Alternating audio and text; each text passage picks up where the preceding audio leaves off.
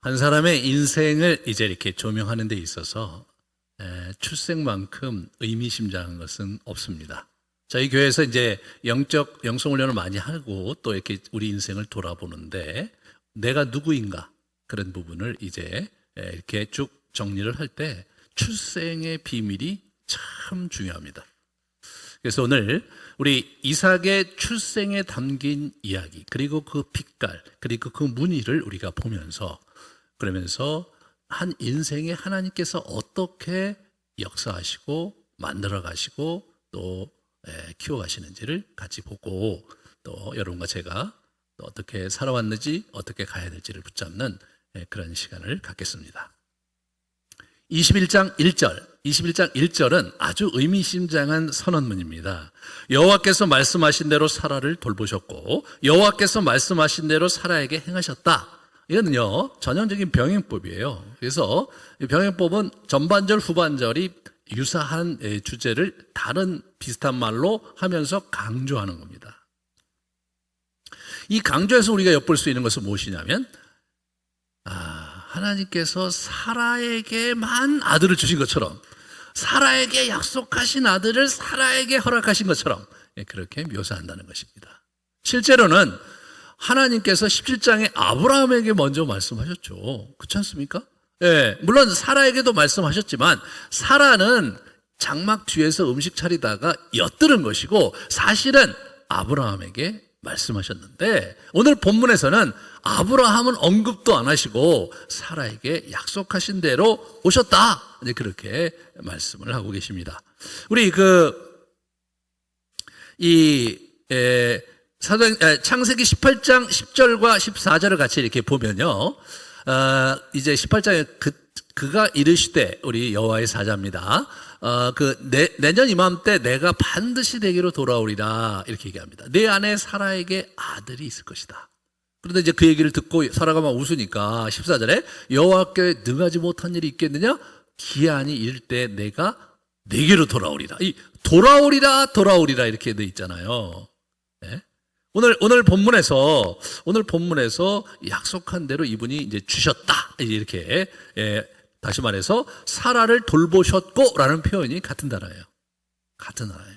그래서 이게 이제 그렇게 문맥에 따라서 조금 다른 그런 형태로 해석을 했지만 하나님께서 오시겠다고 약속하셨던 그대로 사라에게 그대로 오셨다. 그런 얘기를 우리에게 들려주는 거죠. 그런 상황에서 아브라함의 태도를 보면요 굉장히 담담합니다. 이제 그 3절에 보시면 아브라함이 그에게 태어난 아들 곧 사라가 자기에게 낳은 아들을 이름하여 이삭이라고 했습니다. 그것은 18장 17장에 말씀하셨던 바고요. 그리고 난 지 8일 만에 17장의 규례대로 할례를 줍니다. 근데 재밌는 것은 그 이후에 5절 6절에 나타난 우리 사라의 그 감정 표현입니다. 사라가 이르되 하나님이 나를 웃게 하시니 듣는 자가 다 나와 함께 웃으리로다. 누가 내가 이 노년에 우리 그 남편에게 아들을 낳아준다고 생각할 수 있었겠냐? 그런 얘기를 하는 거죠. 그렇게 함으로써 사라의 감정이 굉장히 커다랗게 이렇게 표출이 되는 거예요. 여러분, 사라의 그 이야기가 중간중간에 이제 언급은 돼 있지만 사라의 감정이 이렇게 긍정적으로 표출된 것은 여기가 처음입니다. 그런데 사라는 기뻤는데 아브라함은 어땠는가가 참 이렇게 찾아보면 안 나오거든요. 여기에 긴장이 있습니다. 우리 한번 그림으로 좀 이렇게 서양 사람들의 그 그림으로 한번 보겠어요. 이것이 그냥 보통 사람이 생각하는 우리 노년의 아들을 얻었으니까 얼마나 기쁘겠느냐. 그래서 사라와 그리고 이제 아브라함이 서로 굉장히 흡족한 형태로 이삭을 이렇게 맞이한 것으로 많은 그림이 이렇게 나와 있습니다. 그런데 과연 그랬는가? 그런 부분을 생각해 볼 수 있죠. 그 다음 그림을 보세요. 이 사라는 노년의 아들을 얻었으니까 너무나 흡족하고 기뻤던 것. 저 그림이 아주 잘 표현을 하고 있죠. 뭔가 그 나이가 있어갖고 좀 지친 듯한 표정, 그런 모습 아주 잘 그렸습니다. 두 번째로 이렇게 보시면 이제 아브라함이 아들을 보는 거죠. 아들을. 너무나 기뻐서 이렇게 보는 거예요. 과연 잘했을까? 오늘 본문에서는 저 그림을 유추할 수가 없습니다. 긴장이 있거든요. 예? 바로 그 젖될 무렵의 잔치 속에서도 이제 그동안 있었던 그 하갈로 인한 그 갈등이 첨예하게 사라와 함께 드러나면서 파국으로 치닫는 과정에 있는 것을 보게 됩니다. 그랬더니 제가 찾아보니까 어떤 분이 아주 잘 표현한 그림이 있습니다. 한번 보실래요? 예, 저 그림이죠. 진짜 이 아브라함이 아이를 낳는데요. 이렇게 아이를 보는데 만감이 교차하는 거예요. 예? 아주 굉장히 어려운 거죠. 둘째 아들을 낳는데 왜 어렵냐? 둘째 아들이 낳았으면 더 기뻐해야 되는 거 아니냐? 아들이 첫 번째 이스마엘, 그 다음에 이삭이 낫지 않냐? 이렇게 생각할 수 있을지 모르지만 여러분 묵상해 보시면 첫째 아들이 난 거거든요. 예? 하나님은 이스마엘을 큰아들이라고 생각 안 하시거든요, 지금. 이스마엘이 지금 여러분 13살이 넘었어요. 13살, 우리 유대인들이 지금도 13살에 성인식을 합니다. 그죠? 성인인데, 아니, 갑자기 동생이 태어난 게 아니라 첫째가 태어난 것으로 하나님께서 말씀하시니까 얼마나 힘들었겠어요? 여기 보시면 그 그림 이렇게 보시면 저쪽 끝에 웬 여인과 웬 남자가 거기 있는데, 그게 누구냐? 그게 우리 가만히 보세요. 그죠? 하갈과 이스마엘의 얼굴을 저 화가가 저렇게 그린 겁니다. 이 그림 정말 잘 그린 거예요. 이 본문을 아주 잘 형상화했습니다. 우리가 보통 아이를 가질 때 굉장히 기뻤죠. 그죠?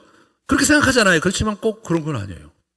제가 이제 저희 임마누엘 기도 워크숍 하면서 이제 어렸을 때 이제 자기 엄마 뱃속에 있을 때부터 이렇게 기도하면서 내가 어떻게 엄마 뱃속에 있었는가를 이렇게 그림으로 서로 이렇게 점검하는 그런 시간을 갖는데, 그리고 맨 마지막에 이렇게 태어났을 때의 장면을 한번 그려보라고 그래요. 사람마다 다 다르게 얘기를 해요. 아주 굉장히 기쁘게 환영받는 사람도 있지만 그렇지 못한 사람도 많아요. 엄마는 환영하는데 아빠는 딴 데를 보고 있거나 아예 아빠는 없거나, 엄마를 봤는데 엄마가 기쁜 표정이 아니거나, 그런 경우를 많이 봅니다, 여러분. 이삭은 뭐예요? 이삭이 저와 함께 이 워크숍에 참여하면은 아까 그린 저 아버지의 얼굴을 볼 수 있을 거라는 생각이 듭니다.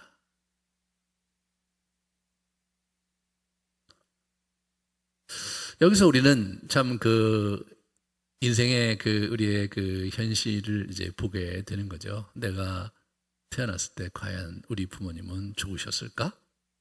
네. 기쁘셨을까? 나는 환영받고 이 세상에 태어났나?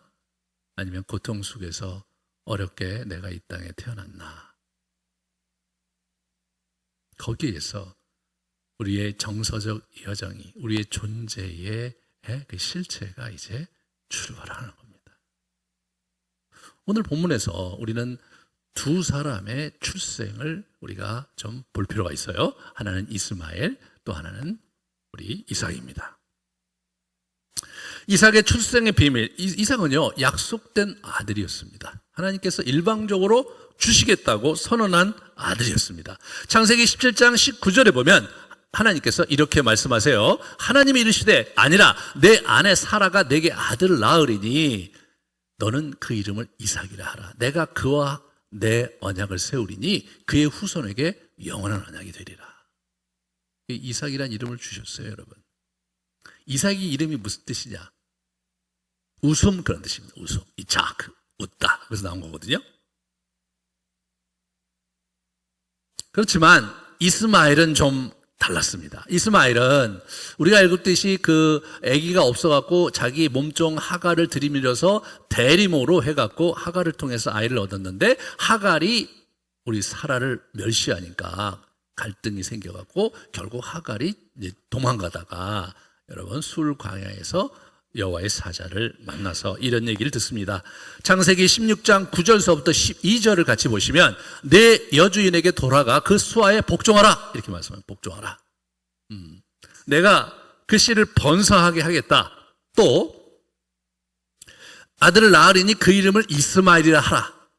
이는 여호와께서 내 고통을 들으셨습니다. 이렇게 말씀하셨는데, 12절이 좀 안 좋아요. 12절이 그가 사람 중에 들나귀같이 되리니 그의 손이 모든 사람을 치겠고 모든 사람의 손이 그를 칠지며 그가 모든 형제와 대항해서 살리라.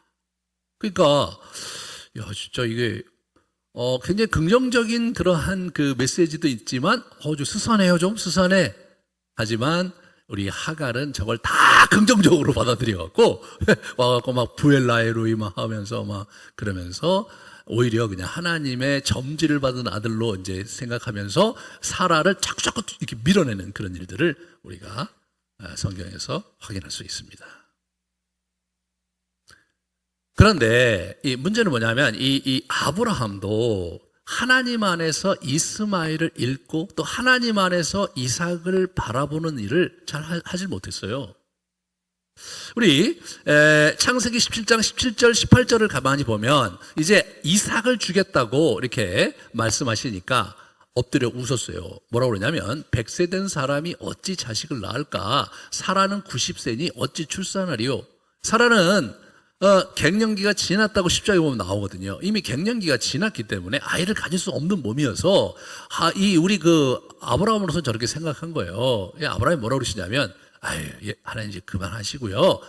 하나님께 아뢰되 이스마엘이나 하나님 앞에 살기 원합니다. 이렇게 기도한 거예요. 이스마엘 있으면 그만하면 됐습니다. 이야, 저거는요 이삭의 입장에서는 진짜 너무나 슬픈 이야기죠. 아버지가 원하지 않는 아들이 이삭입니다. 아버지는 이스마엘로 좋겠던 거예요.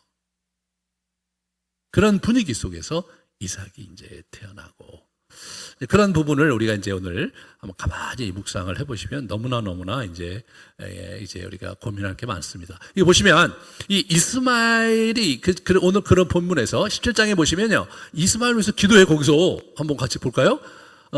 내가 내 말을 들었다. 그러니까 이 이스마엘을 위해서 그 이삭이 오면 이스마엘을 위해서 자 기도를 한 거예요. 아브라함이 뭐라고 응답하시냐면 내가 그에게 복을 주어 그를 매우 크게 생육하고 번성하게 할 것이다. 크게 생육하고 번성하게 할 것이다는 아까 16장에 분명히 얘기했는데 그 다음이 뭐예요? 들나귀처럼 막 헤맬 거다 그렇게 얘기했는데 바뀌었습니다. 그가 12두령을 낳으리니 내가 그를 큰 나라가 되게 하겠다. 아버지의 기도가 아이의 운명과 미래를 바꾸는 거죠. 네? 여러분 자녀를 갖고 계신 분들은요, 이 자녀를 위해서 기도할 때 하나님께서 자녀들의 운명을 바꿀 수가 있어요. 우리가 막 자녀들에게 굉장히 상처도 많이 주고 막 어둠도 많이 주고 그럴 수 있을지 모르는데 우리에게는 희망이 있습니다. 예수 그리스도가 있고 그분께 기도할 때 아이가 바뀔 수 있습니다.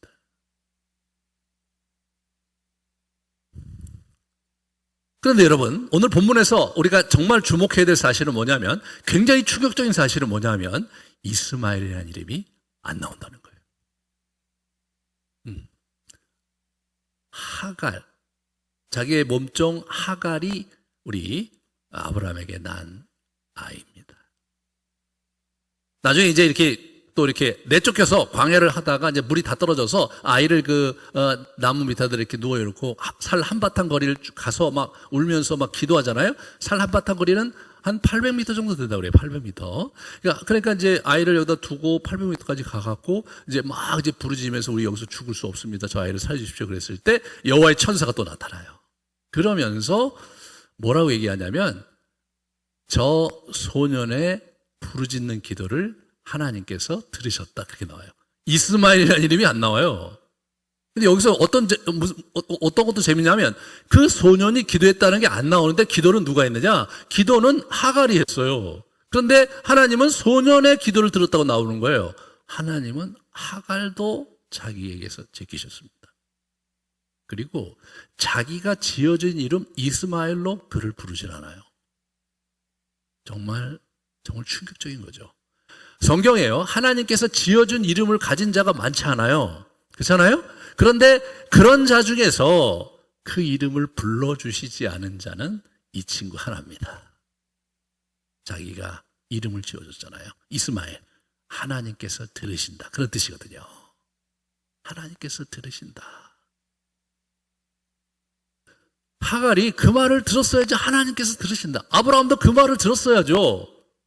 그런데 하나님께서 들으시고 하나님의 장중에 있는 아이로 하나님의 시각과 하나님의 빛깔로 이스마엘을 본 것이 아니라 자기들의 생각과 자기들의 빛깔로 그 아이를 보니까 아이가 이름이 없어진 겁니다. 하나님 나라에서 이름이 없어진 거예요. 그 아이는 복받았고 큰 나라를 이루는 거죠.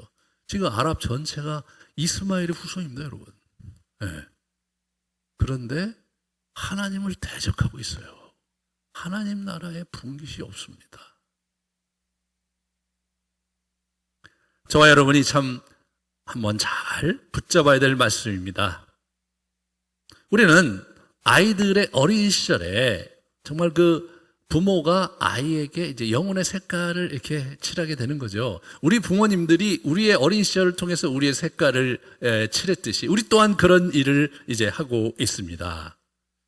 오늘 본문에서 우리는 어떤 빛깔일까를 보는 데 있어서 먼저 이 젖될 때의 잔치를 벌였는데 그 이스마엘이, 다시 말해서 이스마엘이 아니죠. 여기서는 하갈의 아들이, 그죠? 이삭을 희롱합니다.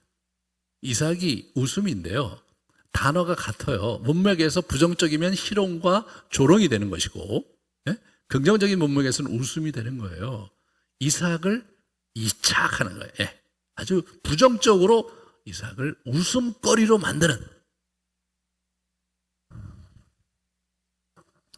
우리 이 사라가 머리 끝까지 화가 나갖고 절대로 저 자식과 내 자식이 유업을 같이 누려서는 안 된다. 딱 선언을 해버립니다. 그런데 여러분, 그 내용이 참 굉장하거든요. 왜냐하면 그 얘기를 듣고 하나님께서 사라가 원하는 대로 해라라고 우리 아브라함에게 얘기해서 다음날 아침 일찍 일어나서 이 하갈과 아이를 내보내는데 물 한 가죽 부대와 떡 한 덩이를 줘서 내보내거든요. 예, 여러분, 이게 광야에 그렇게 내보내는 거예요. 완전히 절연하는 거예요. 거지 새끼도 그렇게 안 보냅니다. 그죠? 이분이 굉장히 큰 부자인데 그 물 한 가죽 부대와 떡 그걸 내보낸다는 것 자체가 얼마나 매정하고 얼마나 정이 없고 말이에요. 사람이 그래서는 안 된다. 이거 지 몸에서 난 그 아들이잖아요. 그런데도 아주 서슬이 시펄해서 우리 그 사라가 그냥 선을 쫙 그어버렸어요. 한 푼도 줄 수 없다 이거예요. 하나님께서 나와 내 남편 아브라함에게 주신 모든 재물에 한 톨도 줘서는 안 된다. 그런데 더 놀라운 것은 뭐냐면요, 하나님께서 그 손을 들어주신 거죠. 사라가 원하는 대로 해라 이거요.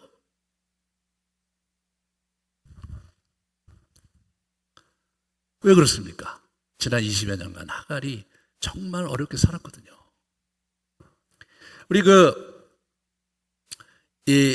우리 창세기 16장에 같이 볼까요? 16장 보시면 사레가 아브라함에게 이르되, 아니 저기 자기 아이가 10년 동안 없었는데 아브라함이 기도했는데 내 몸에서 날 자라야 내 씨다. 그렇게 얘기를 한 거예요. 15장에. 그러니까 이제 이 완전히 낙담을 해서 사라가 난 아니구나. 그래갖고 이제 남편한테 얘기를 해서 내 출산을 허락하지 않았으니 원하건대 내 여정에 들어가라. 그런데 문제는 뭐예요? 들어가자마자 덜커덕 애가 생긴 거예요. 아브라함이 하갈과 동침하였더니 하갈이 임신함에 그가 자기의 임신함을 알고 그 여주인을 멸시했다. 아기가 없을 때는 그러면 어떻게 되면 고대 사회라는 게 무슨 의술이 발달하지 않았으니까 두 사람의 책임이 있는 거죠. 그죠? 뭐 둘 중에 누가 책임이 있는지 모르지만, 그런데 여러분, 다른 여자를 들여서 애를 덜컥 갖게 되면 어떻게 되냐면 불임이 누구의 책임이 되는 거냐면 사라의 책임이 되는 겁니다. 고대 사회에 그것은 큰 어려움이죠.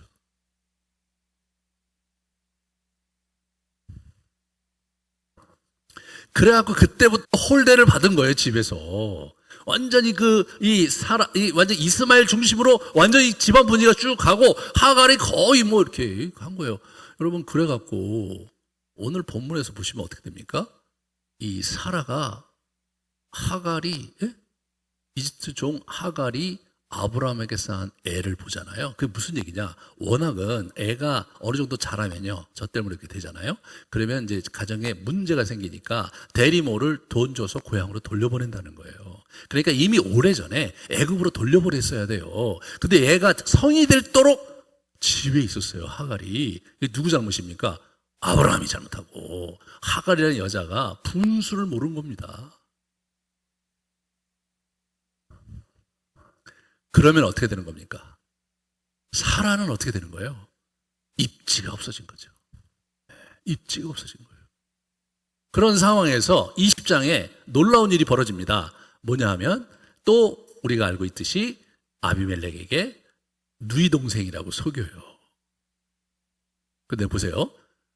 이거 하나님께서도 밤에 나타나서 네가 지금 남편이 있는 여자를 건드려? 내가 너 가만 안 두겠다. 그러니까 이 아비멜렉이 그 무슨 말씀 그렇게 하십니까? 그가 나에게 이는 내 누이라고 하지 아니하였나이까. 그 여인도 그는 내 오랍이라고 하지 않았습니까? 나는 잘못 없습니다. 그렇게 얘기를 하는 장면에서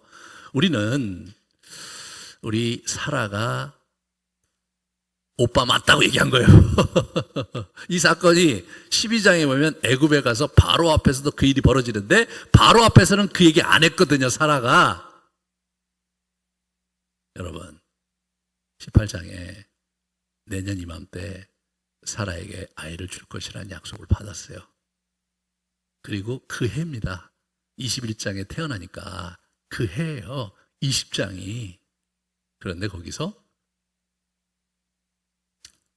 내 아내 아니요. 내 누이 동생이요. 그렇게 얘기한 거예요. 그러면 어떻게 되는 겁니까? 이 사라 입장에서는 아니 저 애굽에서는 무서워서 그렇다 쳐요. 지금은 뭐 굉장히 부자잖아요. 그러면 아니 저 남자가 뭐예요? 내가 없어졌으면 좋았겠다는 생각하는 거 아니에요?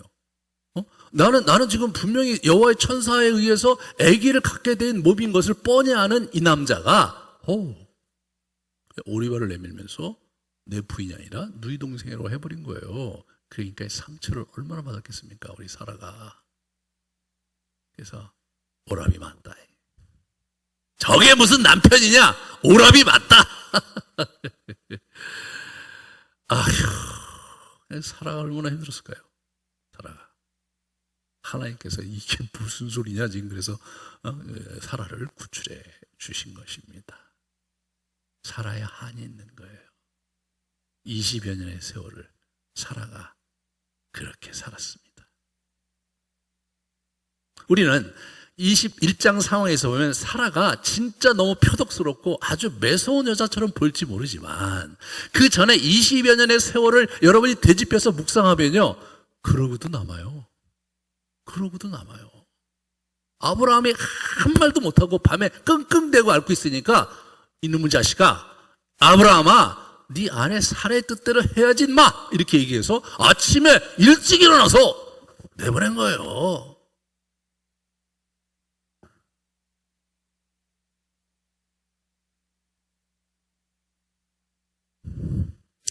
그런 와중에 아이가 자란 겁니다.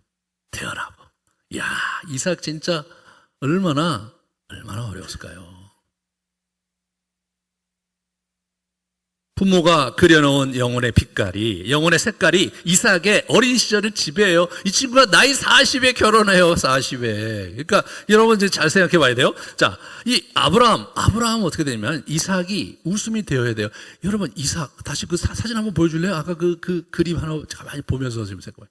그 아브라함의 아주 심각하게 본 내가 거기다 해놨는데, 네, 저거 가만히 보세요. 웃음이라고 주셨어요. 하나님 이름이 웃음이야. 참 기가 막혀요. 웃을 수 없는 아이인데 웃음이라고 주셨어요. 야, 너에게 웃음이 될 거야. 네 가문에 웃음이 될 거야. 행복이 될 거야. 그런데 보는데 행복이 아니에요. 불행이에요. 애물단지예요. 그는 원치 않았습니다. 이스마엘을 원했어요. 자, 이게 기가 막힌 거죠, 이 남자.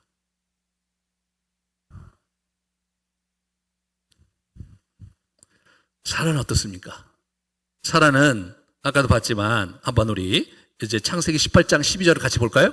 예, 보시면 사라가 왜 웃으며 이르기를 내가 늙었거늘 어떻게 아들 낳으리와 하느냐 이렇게 막 얘기하는 거죠. 그러니까 뭐 내년에 사라가 아들이 있을 것이다. 사라가 두려워하여 부인하 이르되 내가 웃지 아니하였나이다. 이르시되 아니라 네가 웃었느니라. 네.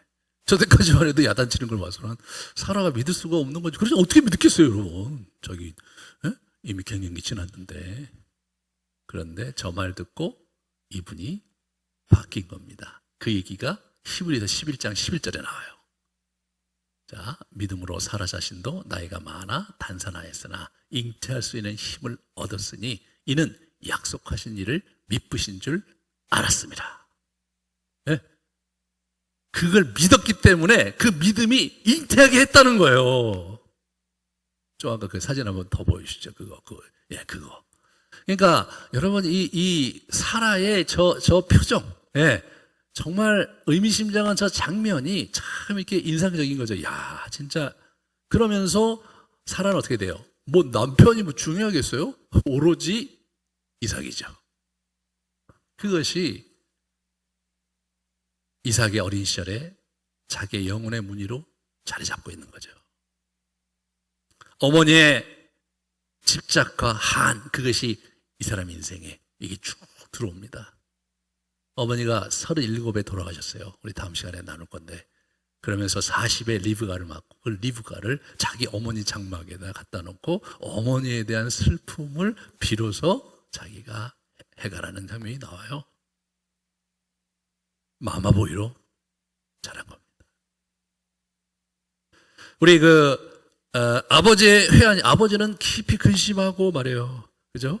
그러면서 16장에 자기가 하가를 취한 데서 그 실수했던 부분, 20장에 결정적으로 자기 아내에게 상처를, 회복할 수 없는 상처를, 그죠? 주었던 그 부분이 이 사람의 내면에 굉장히 어려웠겠죠.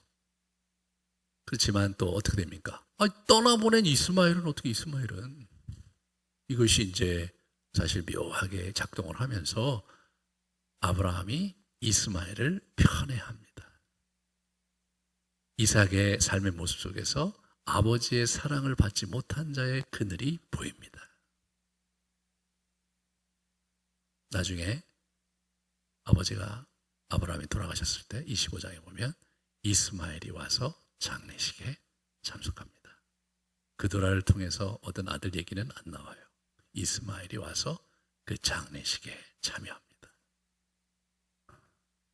모르긴 해도 꾸준히 연락을 하고 뭔가를 돕지 않았을까 싶어요. 그런 가운데 성장을 한 겁니다.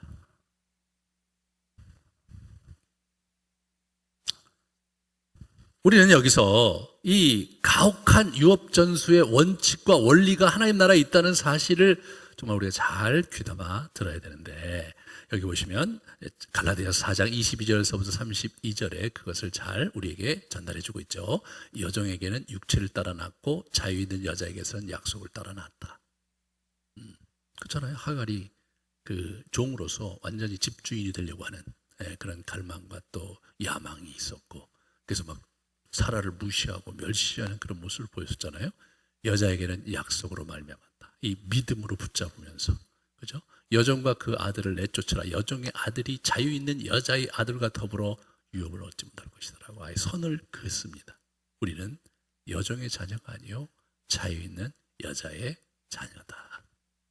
그러므로 여러분과 제가 이스마엘 라인에 있어서는 안 되고 이 야곱의 라인에 있어야 되는데, 그리스도 안에서 우리는 야곱의 라인에, 이삭의 라인에 있게 된 것이다라고 우리 사도 바울이 해석을 해주고 있습니다. 우리는 하나님께서 만들어 놓으신 우리의 정체성을 붙잡고 그렇게 인생을 살아가야 돼요. 우리의 부모로부터, 우리의 환경으로부터, 우리의 성장 배경에서 온 우리의 영혼의 무늬와 색깔이 아니라 하나님께서 우리에게 주시고자 하는 영혼의 빛깔과 색깔을 찾아서 우리의 인생을 살아갈 때 그것이 우리의 복이 되는 것입니다. 우리의 인생은 첫 번째, 나의 영혼의 색깔은 어디서 비롯된 것이냐? 그게 부모로부터 온 것이냐? 하나님으로부터 온 것이냐? 한번 여러분을 잘 성찰하고 잘 비추어 보면서 그것을 벗어버려야 됩니다. 영성 훈련이 결국은 여호와께서 나에게 허락하신 나의 영혼을 찾고 나의 영혼의 빛깔을 찾아가는 역동이 그 안에 있는 거거든요. 우리 과거의 상처와 과거의 우리의 문제들, 어두움들, 부모로부터 물려받은 부정적인 유산들이 하나하나 벗어지면서 완전히 그리스도 안에서 우리가 새롭게 지음받는 그 여정이 바로 영성훈련에서 굉장히 중요한 역동입니다. 두 번째로 하나님 나라의 유업을 잃을 자의 이름이 없어질 수 있다는 거죠. 우리 자신이 하나님 나라의 유업의 리스트에 우리가 빠질 수가 있어요. 우리의 자녀가 그럴 수가 있습니다. 실제로 주변에서 우리는 많이 경험하고 있습니다. 여러분은 자녀들이 있으신 분들은 영혼에 어떤 색깔을 그려놓고 살고 있습니까? 돌아보면 참 여러 가지로 좀 이렇게 마음이 무거울 때가 있어요. 지금 이제 가족끼리 보내는 시간이 참 많잖아요, 그죠? 우리 가정에 계신 분들 더 그럴 텐데 그러다 보면 여러 가지 참 불편한 진실을 보게 되죠. 저도 이제 두 아이와 함께 이제 제가 요새 같이 많이 보내는데 그 아이들과 보내면서 그러면서 저런 어떤 면에서 장점이 보일 때는 너무나 기뻐요. 우리 애들이 너무나 귀엽고 우리 애들이 너무나 귀하고 참 재능도 많고 그렇다고 하는 생각이 쭉 올라올 때는 참 감사한데 그의 어두움과 부정적인 유산을 볼 때는 막 굉장히 괴롭죠. 저건 나에게 있었던 그 부정적인 그림인데 지금 내 안에 있는 부정적인 건데 막 이렇게 냉탕과 온탕을 왔다 갔다 합니다. 같이 있으니까 좋은 것도 많이 보이지만 그죠? 흠과 어두움도 많이 보이죠. 이제 매스컴을 통해 보면 부부싸움이 늘었대요. 가정폭력도 심해졌다고 합니다.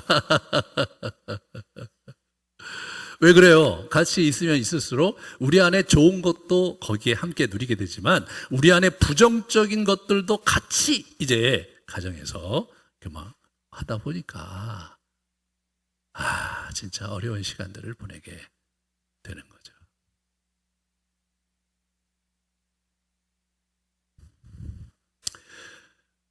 우리가 어떻게 우리 자녀를 대해야 되겠는가? 나의 색깔과 내 인생론이 아니라 하나님께서 그에게 준, 딸에게 준, 아들에게 준 색깔을 내가 찾아내고 그 정체성을 찾아내고 그러면서 하나님의 시각으로 그 아이를 봐야 되는 거죠. 아브라함이 하나님의 시각으로 이스마엘을 봐야 되잖아요. 하나님의 시각으로 이삭을 봐야 되잖아요. 아브라함은 자기의 정서적인 시각으로 이스마엘을 보고 이삭을 봤기 때문에 두 아들 자체가 부실해요. 부실해. 이게 우리의 믿음의 조상 아브라함이 저지른 큰 실수입니다. 우리가 아브라함으로부터 배워야 되는 것은 그래도 아브라함은 기도할 줄 알았고 이스마엘의 운명을 바꾸려고 그가 노력을 했는데 하나님께서 그걸 들어주셨다는 거죠. 그냥 들나귀처럼 그냥 건달처럼 광야를 누비는 그런 인생이 아니라 나라를 이루었는데 12 두령을 가진 큰 나라를 이룬 지금 이제 아랍권 전체가 이스마엘의 후손이라고 하잖아요. 그런 부분에서 참 우리가 우리 자녀들을 보면서 내가 비록 어두움의 무지를 내가 비록 나의 한계 속에 투영된 그러한 부정적인 것들을 우리 아이들에게 그려놓았다 손 치더라도 우리가 기도하면 성령께서 바꾸어 주신다는. 그러니까 우리가 깨어 있어야 되는 거예요. 그러니까 우리가 기도해야 되고. 그래서 하나님의 관점에서 우리 자녀들을 보고 하나님께서 원하시는 색깔을 그 영혼에 우리가 이렇게 안치해 주려고 노력하면서 우리의 길을 가시기를 주님의 이름으로 축원합니다. 그래서 앞으로 5월 말까지 이 이삭 이야기를 같이 나누면서 여러분의 자신의 있었던 영혼의 그 부정적인 유산과 어두운 색깔들을 걷어내면서 또 우리 자녀들에게 하나님이 주시는 빛깔과 영혼의 이야기를 찾아가면서 제대로 된 가정을 세우는 여정 되시기를 주님의 이름으로 축원합니다.